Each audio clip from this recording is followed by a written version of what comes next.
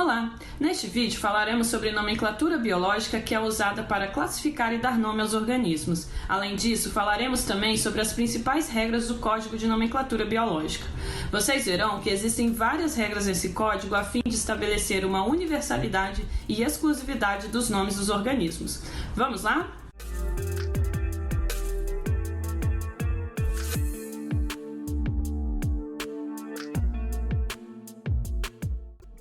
A nomenclatura biológica tem como objetivo associar o nome a uma forma de vida e, com isso, promover a comunicação e a indexação das informações existentes sobre os organismos.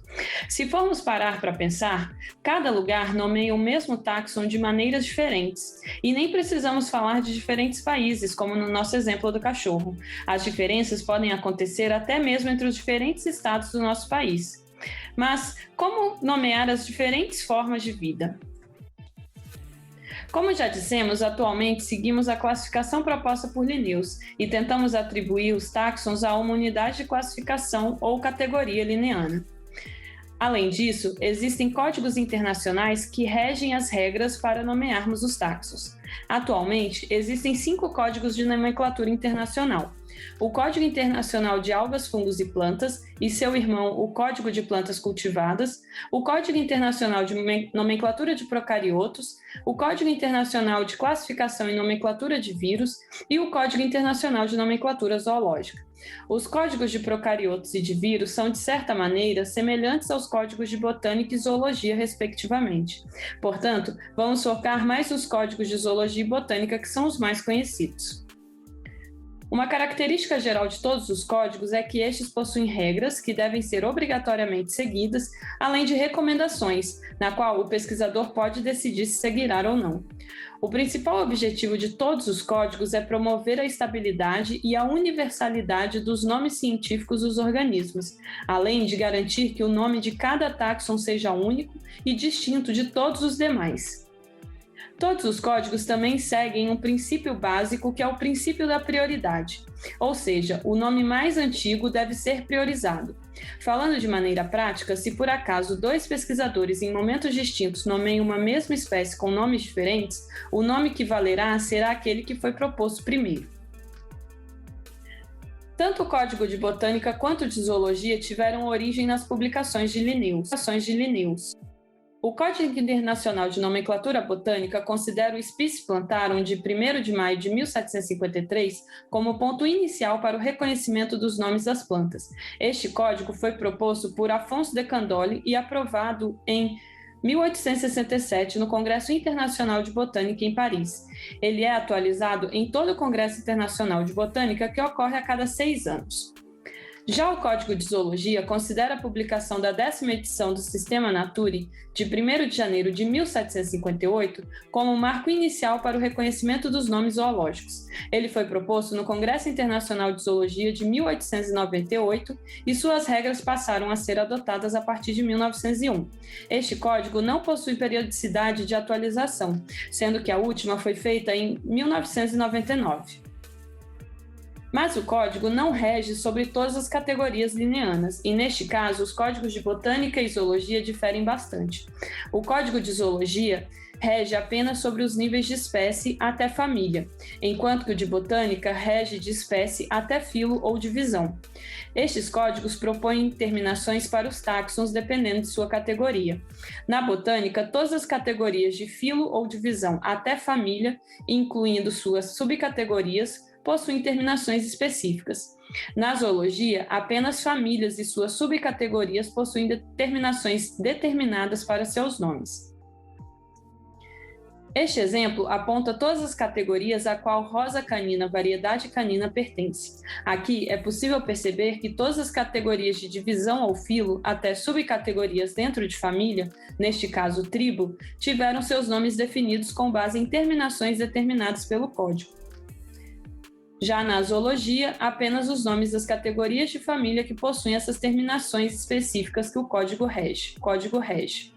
Embora os códigos não estabeleçam terminações para gêneros ou espécie, Existem diversas outras regras as quais devemos seguir.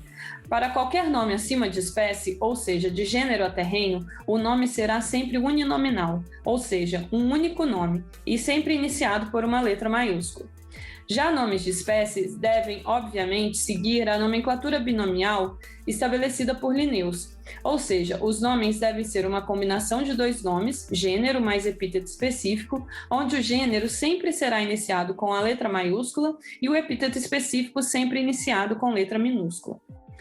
Em casos de subespécies, teremos um trinômio, com a adição de um epíteto subespecífico após o epíteto específico, que também será iniciado com letra minúscula. Outra regra importante é destacar o nome da espécie ou subespécie do restante do texto. Em documentos digitados, geralmente destacamos usando itálico. Já em textos escritos à mão, o mais comum é sublinhar o nome da espécie. Os códigos de botânica e zoologia diferem com relação aos trinômios. Isso porque na zoologia só existe a subcategoria subespécie. Sendo assim, apenas gênero e epítetos específicos e subespecíficos estão presentes. Já a botânica possui 3 subcategorias, que é subespécie, variedade e forma. Sendo assim, é necessário apontar após o epíteto específico qual é a subcategoria utilizada. Repare que apenas o nome do gênero e os epítetos foram destacados em itálico. A sigla que determina a subcategoria não está em destaque. Uma regra comum aos códigos é a concordância do epíteto específico com o gênero. Essas 3 espécies possuem o mesmo epíteto específico. Entretanto, o gênero Ursus é um nome masculino, Periplaneta é um nome feminino, enquanto que Solano é um nome neutro. Por isso, os epítetos têm terminações diferentes. O epíteto específico é criado pelo pesquisador que está descrevendo a espécie e é comum observarmos epítetos específicos que definam alguma característica importante da espécie. Aqui, alba significa branca e ruberoculatus significa olhos vermelhos, que são características dessas duas espécies. O epíteto específico também pode remeter ao local de ocorrência da espécie. Vitórias régias são plantas típicas da Amazônia. E podem ainda ser alguma homenagem, que não necessariamente é uma homenagem boa, como o exemplo dessa Cecília, que é um anfíbio sem patas, que foi batizada em homenagem ao ex-presidente Donald Trump, por ela ser um animal cego e que se enterra, fazendo uma crítica ao negacionismo do presidente frente às mudanças climáticas. Quando nos referimos a homenagens, algumas regras devem ser seguidas. Nessa foto à esquerda, vocês podem ver Adolf e Berta Lutz, pai e filha, que foram expoentes na zoologia, em especial na herpetologia.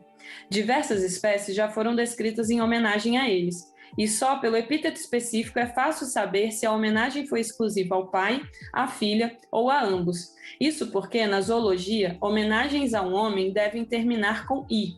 Homenagens a mulheres devem ter terminação AE, mas que pronunciamos apenas E. E, quando a homenagem se refere a mais de uma pessoa, usamos a terminação orum. Portanto, é fácil compreender que Adenomera lutzi foi descrita em homenagem a Adolf Lutz, que Liolemas lutzi foi uma homenagem a Berta Lutz e que a Plastodiscus lutzorum foi uma homenagem à família Lutz, pai e filha.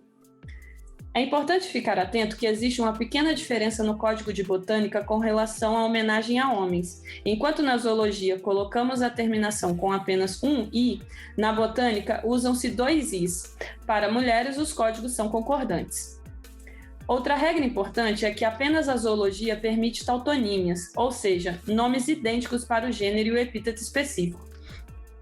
Portanto, exemplos como galos, gorila e ameiva jamais ocorrerão na botânica.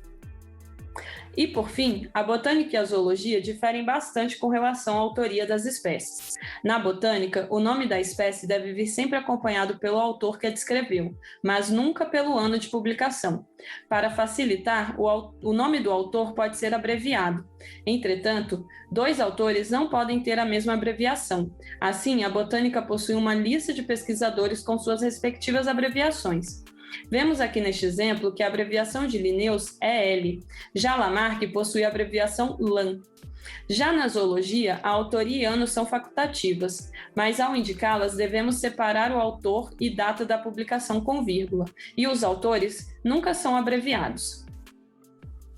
Nos casos de combinação, ou seja, se alguém propõe a mudança do nome da espécie, a botânica exige que o autor que propôs o nome novo apareça no nome da espécie. Nesse exemplo, Charles Sargent, que tem a abreviação SARG, propôs a mudança do nome da espécie originalmente descrita por Linneu, Magnolia virginica, para Magnolia fétida. Assim, o nome de Linnaeus, autor original da espécie, fica entre parênteses, seguido por Sarg, que propôs o novo nome.